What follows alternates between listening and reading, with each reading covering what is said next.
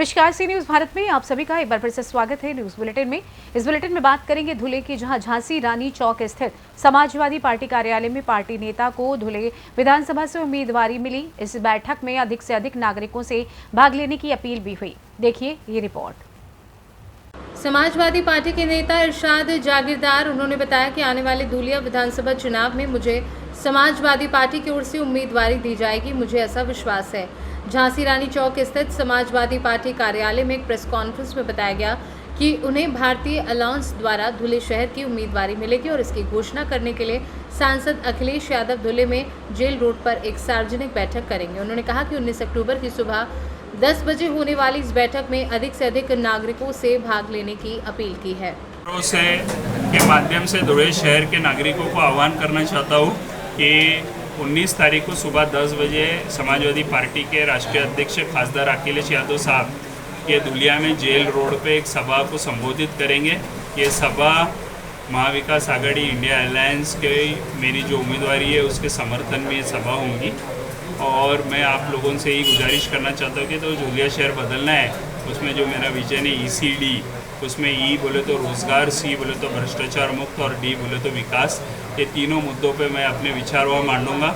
और धुलिया शहर में को कैसा बदलना चाहिए, धुलिया शहर का चेहरा कैसा बदलना चाहिए, इसके बारे में मैं आप लोगों से गुफ्तगू करने वाला हूँ।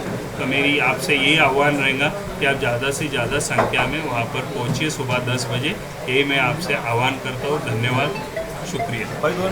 धुले से सी न्यूज संवाददाता नीलेश की रिपोर्ट। आगे बढ़ेंगे, चर्चा करेंगे गरियाबंद की, जहां जिले के नवपदस्थ पुलिस अधीक्षक ने बुधवार को जिला मुख्यालय गरियाबंद के पत्रकारों से वार्ता की। कानून व्यवस्था और नक्सली मोर्चे को लेकर चर्चा की गई। देखिए पूरी रिपोर्ट। जिले के नवपदस्थ पुलिस अधीक्षक निखिल अशोक कुमार राखेचा बुधवार को जिला मुख्यालय गरियाबंद के पत्रकारों से रूबरू हुए। इस दौरान जिले में कानून व्यवस्था और नक्सली मोर्चे को लेकर खुलकर बात की। एसपी ने कहा कि जिले में नक्सली गतिविधियों के रोकथाम के लिए पुलिस के अभियान को तेज किया जाएगा। आत्मसमर्पण नीति का भी प्रभावी रूप से क्रियान्वयन किया जाएगा। जैसे गरियाबंद जिले में मुख्यतः जैसे अर्बन एरिया भी है और नक्सल प्रभावित क्षेत्र भी है, तो दोनों क्षेत्र की अपनी अपनी प्रायोरिटी रहेगी। नक्सल प्रभावित क्षेत्र में जो नक्सल अभियान है उसको और गतिविधियां और अच्छा किया जाएगा और आत्मसमर्पण नीति को भी वहाँ पे इम्प्लीमेंट किया जाएगा। और अर्बन एरिया जो है, जो गरियाबंद हुआ, देवभोग हुआ, राजीव क्षेत्र हुआ और अन्य अर्बन एरिया में जो जनता की शिकायत रहेगी और जो बेसिक पुलिसिंग की बात हुई या जो अपराध पे अंकुश लगाने, ये सारी चीजें की जाएगी।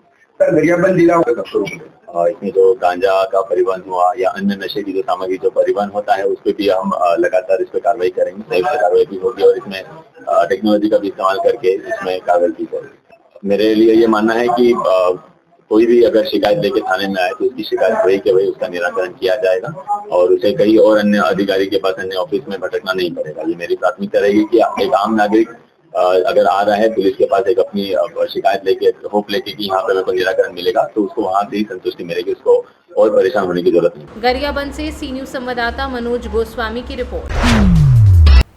बात होगी हरदोई की, जहां कोथावा कस्बे में स्थित कुबेर पब्लिक स्कूल के मैदान में 7वां विशाल मां भगवती जागरण का आयोजन किया गया।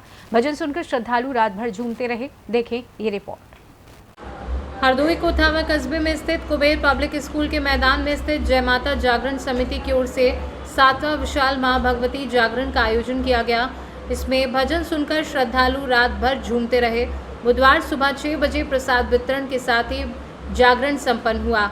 कार्यक्रम में अनुसूचित जाति आयोग के राष्ट्रीय सदस्य एवं पूर्व सांसद अंजू बाला ने विशेष रूप से शिरकत की। कार्यक्रम की शुरुआत मां की ज्योति प्रज्वलित कर पूर्व सांसद अंजू बाला ने की। इसी क्रम में 11 फीट के हनुमान जी का दर्शन कर श्रद्धालु भाव विभोर हो उठे। इसी बीच देवी के जयकारे गूंजते रहे और भक्तों का उत्साह चरम पर नजर आया।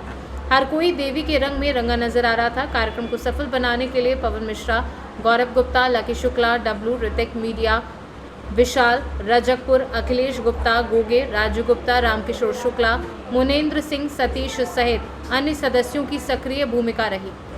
हरदोई से सी न्यूज संवाददाता शिवम गुप्ता की रिपोर्ट। आगे बढ़ेंगे और बात करेंगे मऊ जनपद की, जहां हलीमाबाद गांव के निवासी विनोद सोनकर ने अपनी पहली पत्नी की उपस्थिति में चिरैया कोट की एक लड़की के साथ दूसरी शादी रचाई। बता दें कि बच्चा नहीं होने के कारण दूसरी शादी की। क्या है पूरा सच, देखिए इस रिपोर्ट में।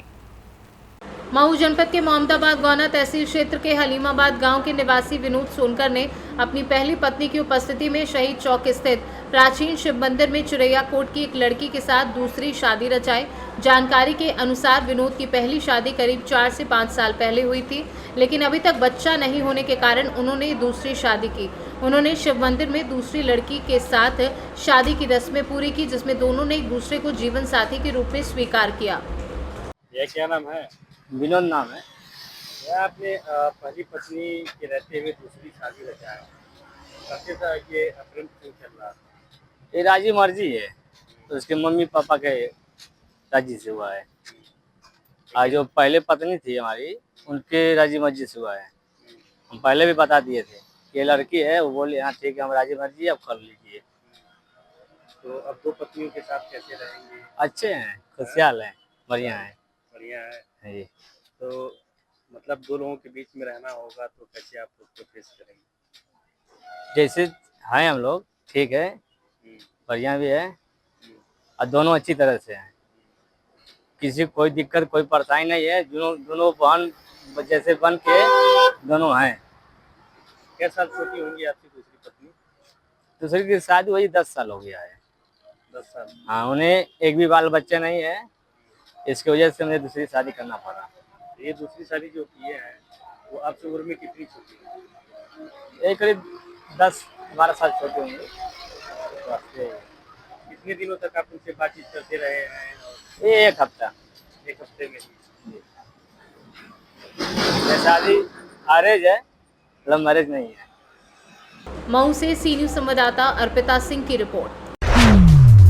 ले चलेंगे आपको प्रयागराज क्षेत्र में, जहां रामनगर में सांप के काटने से 50 वर्षीय महिला की हुई मौत। घटना के बाद से गांव में दहशत का माहौल बना हुआ है। देखें पूरी रिपोर्ट। मेजा थाना क्षेत्र के रामनगर के फुर्सत राम का पूरा तलिया तक एक 50 साल की महिला की मौत। गांव वासियों का कहना है कि सांप और नेवले की लड़ाई चल रही थी। उसी समय लालचंद भारतीय पत्नी फूला देवी किसी काम से वहां पर पहुंच गई, तभी सांप ने महिला को डस लिया। महिला को आनन फानन में सामुदायिक स्वास्थ्य केंद्र रामनगर के लिए ले जा रहे थे और इधर सांप की मौत हो जाती है और फिर महिला की भी दर्दनाक मौत हो जाती है। ये मामला मेजा के रामनगर तलियापुर का है। रामनगर प्रधान नीरज यादव से फोन पर वार्ता की गई तो उन्होंने कहा कि जो भी आर्थिक मदद होगी हम पूरा सहयोग करेंगे। प्रयागराज से सी न्यूज संवाददाता बुद्धसेन वर्मा की रिपोर्ट। फिलहाल इस खास बुलेटिन में बस इतना ही। देश दुनिया की तमाम खबरों की जानकारी के लिए आप देखते रहिए सी न्यूज भारत। हर खबर आपके साथ, आपके हाथ।